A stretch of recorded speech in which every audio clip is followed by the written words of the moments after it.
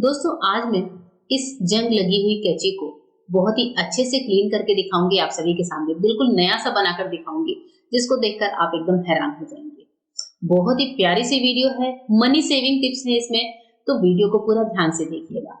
आज हमारी ये जो कैंची है बड़ी सी लोहे की, इसकी हालत बहुत ज्यादा खराब हो चुकी है। एक्चुअली इस कैंची को मैंने अपनी गार्डनिंग में यूज कर लिया था और पानी लग लग के इस कैंची की हालत कुछ यूं हो गई।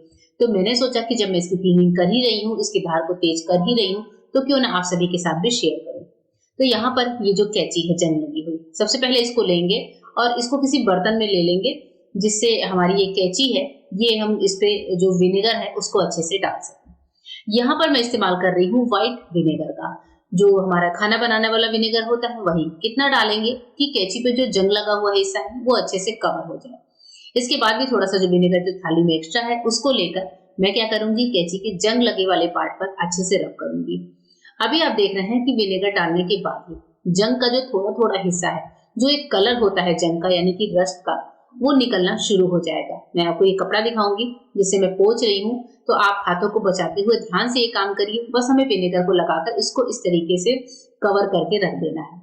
अब हम यहाँ पर इसको रखेंगे कम से कम 10 मिनट के लिए। 10 मिनट के बाद सारा विनेगर सूख चुका है, जैसा कि आपको दिख रहा है। मैं एक बार इसको और वापस से रब करती हूँ, मतलब जो जंग है जो गीला हो चुका है उसको हम एक बार कपड़े से क्लीन कर लेते हैं। कपड़े की हालत देखिए कैसी हो गई है, तो मतलब ऊपर जो एक रस्ट की लेयर थी वो अच्छे से हमने क्लीन कर लिया है।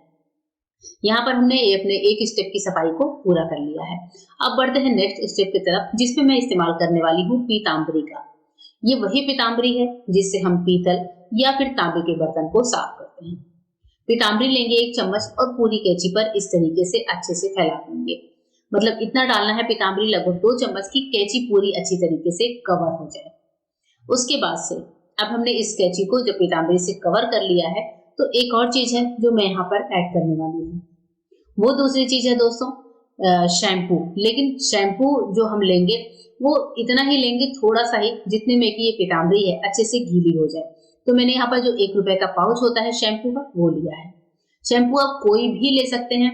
शैम्पू से हमारी इस कैंची की बहुत ही बढ़िया से क्लीनिंग होगी। आपको यकीन नहीं होगा कि शैम्पू से जंग लगी हुई कैंची को क्या इस तरीके से साफ किया जा सकता है। आप एकदम हैरान हो जाएंगे देखकर। तो यहाँ पर देखिए मेरे हाथों में ये शैम्पू है। शैम्पू की पूरी पाउच मैं इस कैंची पर डाल देती हूँ। पीतांबरी लेना भी जरूरी है क्योंकि पीतांबरी का अपना रोल है इसकी क्लीनिंग में। पीतांबरी और शैम्पू दोनों को मिलाकर मैं इस कैंची की क्लीनिंग करूंगी। और मैंने इससे पहले भी अपनी कैंची को इसी तरह की हालत में क्लीन किया था, उससे ये बहुत अच्छी सी क्लीन हुई थी। थोड़ा सा पानी लेंगे, यानी कि हम पीतांबरी पाउडर को अच्छे से गीला करेंगे और उसके बाद से ग्रीन स्क्रब ले लीजिए जिसमें थोड़ी सी धार होती है। इस ग्रीन वाले स्क्रबर से आप पीतांबरी और शैम्पू को अच्छे से मिलाते हुए पूरी कैंची पर फैलाइए। देखिए कुछ इस तरीके से, जैसे मैं आपको दिखा रही हूँ, इस तरीके से हमें यहाँ पर पीतांबरी को अच्छे से कैंची पर फैला देना है। हैंडल वाले पार्ट में जंग तो नहीं लगी है, लेकिन गंदगी वहां पर भी जम जाती है, तो हम बहुत अच्छे से इसकी भी क्लीनिंग करेंगे। तो पीतांबरी पाउडर जितना भी आपने लिया है सबका इस्तेमाल करें और अच्छे से कैंची को कवर कर लीजिए।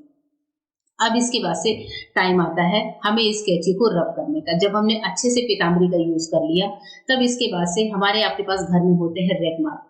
नहीं है तो 10 रुपए का एक रेगमार्क लाकर आप इसका इस्तेमाल कर सकते हैं। 10 रुपए में एक शीट आती है, उसको कट करके आप ये ले लीजिए और इस रेगमार्क से अपनी कैंची को रगड़ना शुरू करिए।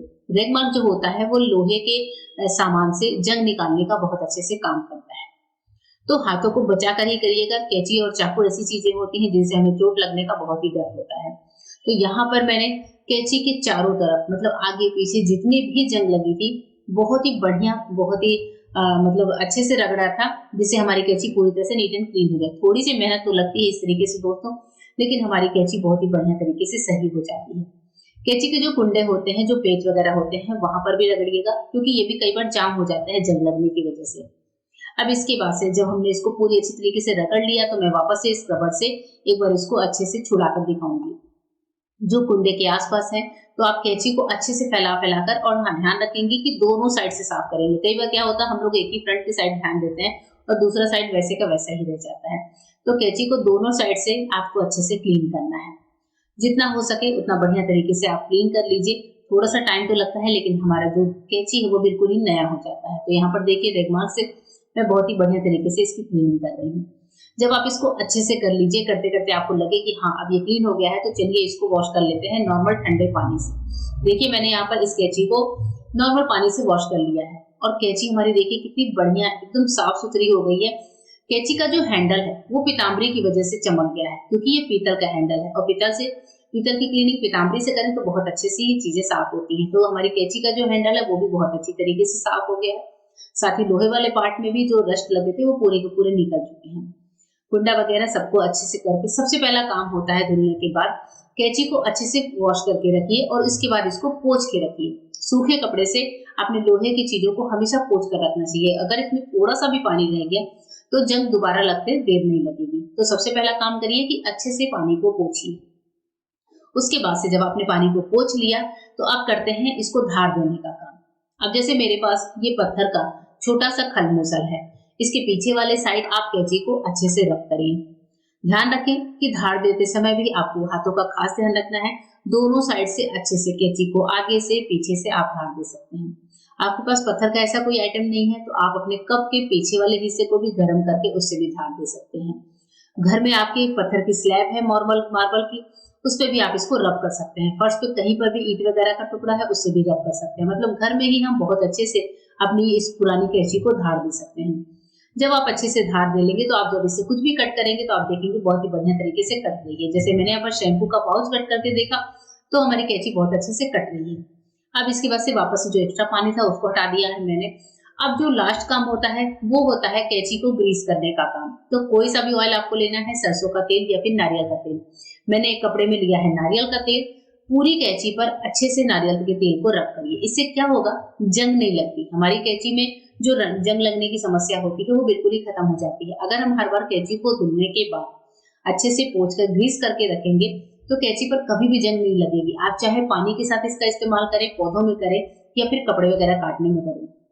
तो मैंने तो इस कैंची को गार्डनिंग में भी यूज किया था, पर ये बहुत ही बढ़िया तरीके से काम कर रही है। अभी मैंने इसे पूरा नया कर लिया है और कितने मतलब सिर्फ 1 रुपए की चीज से हमने अपनी कैंची को चमका लिया है। तो दोस्तों आपको मेरा ये कैंची को चमकाने का, क्लीन करने का तरीका कैसा लगा? और हाँ, यहाँ पर देखिए जो हमारे कुंडे हैं कैंची के, उन पर स्पेशली थोड़ी सी ऑयल की बूंदें जरूर गिराइएगा, अच्छे से जरूर रब करिएगा दोनों साइड के पेज में। इससे पेज एकदम अच्छे से हो जाते हैं, हल्के से हो जाते हैं और ये बढ़िया से वर्क करते हैं। एक्स्ट्रा ऑयल है उसको पोंछ दीजिए जिससे हमारे हाथों में ना लगे, स्लिपरी ना हो। तो बस हमारी कैंची बहुत ही बढ़िया तरीके से नई हो चुकी है, साफ हो चुकी है। आपको मेरी वीडियो कैसी लगी कमेंट करके बताइएगा। मिलेंगे मेरे नए वीडियो में, तब तक के लिए गुड बाय, थैंक यू।